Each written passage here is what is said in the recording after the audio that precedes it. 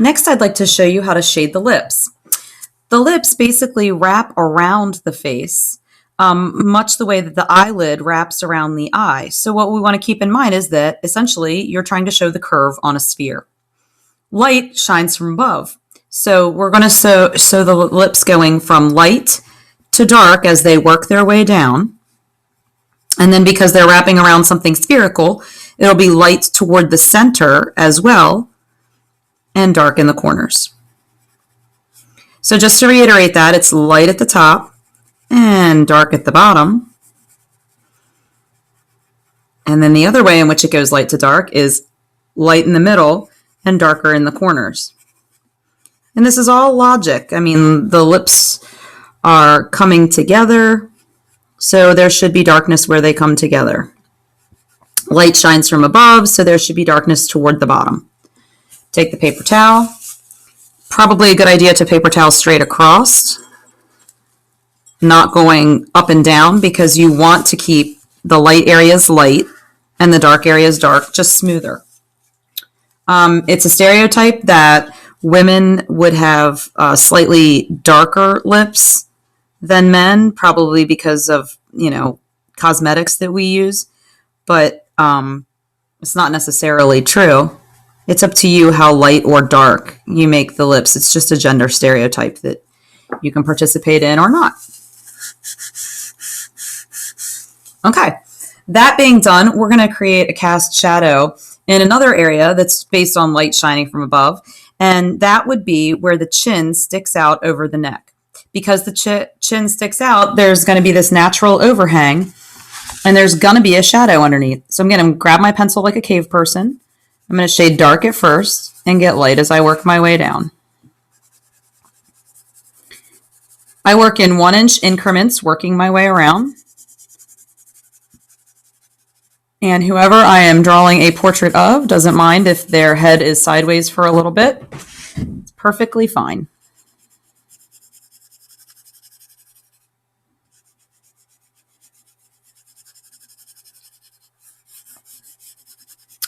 The essential form of the neck is a cylinder.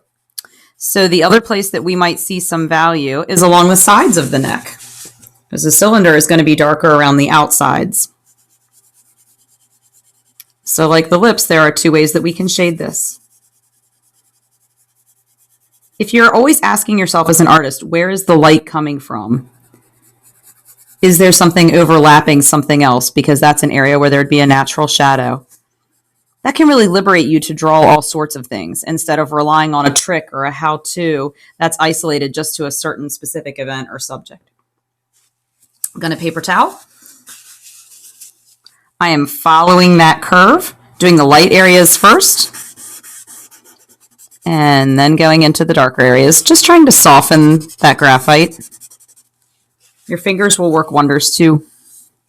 If you feel as though the chin is blending too much with the neck, you may want to go ahead and take the opportunity to just use your eraser as a reverse drawing tool and lift off some value down there. I make light strokes kind of, in a drawing motion or a dabbing motion. I try not to erase one big hard mark because it's very hard to get that to blend back in. So I've lightened the chin a little bit. There we go. Let's shade the hair. We drew the hair as a contour line drawing on the outside and then a cross contour doing the sections or chunks of hair on the inside. Now we need to think about the fact that to shade it is really what's going to make it look three-dimensional. So where the hair is growing out of the scalp is a natural place to be dark because all of those individual strands of hair are clustering together. So, for instance, all along the hairline is a natural place to have some darkness. Where one piece of hair is overlapping another piece of hair or chunk or section of hair is a natural place to have some darkness. Again, using those 2 guiding questions, where is the light coming from and where is one thing overlapping another thing? Wherever the light is coming from is your highlight. Where one thing is overlapping another thing is your shadow. That will guide you through so many different subject matter. I like to get a little lighter on the tips or ends of the hair if they are kind of flicking or flipping out. This one's a perfect example. It's dark up here, and you would think it's getting away from the light source. So wouldn't it just go from, say, dark to medium back to dark again? But the way that this curve in the hair is kind of flipping out and up, that gives me a real opportunity to emphasize that. Let that little spot catch the light. Another way to think of it, let's do this area in the roots. Nice and dark in here. And there's no line right now separating this into 3 sections. I can add that if I need to. I'm going to get a little lighter where it goes above my subject's eye. I guess really above his eyebrow.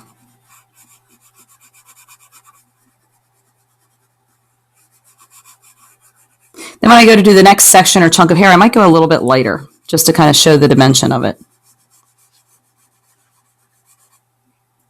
So we had one section or chunk right here, a lighter section of chunk next to it. All right, so then here's the next one. The next one's maybe moving along this way. I would alternate, and again, I would go a dark section or chunk. Maybe dark where they come together. Light out on the tips. Light toward the top of that section or chunk.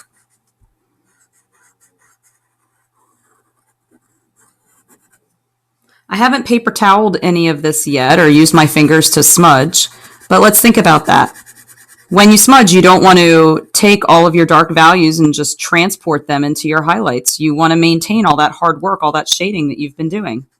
So I would probably make sure that I use my fingers or a paper towel and push from the light areas into the dark areas to soften.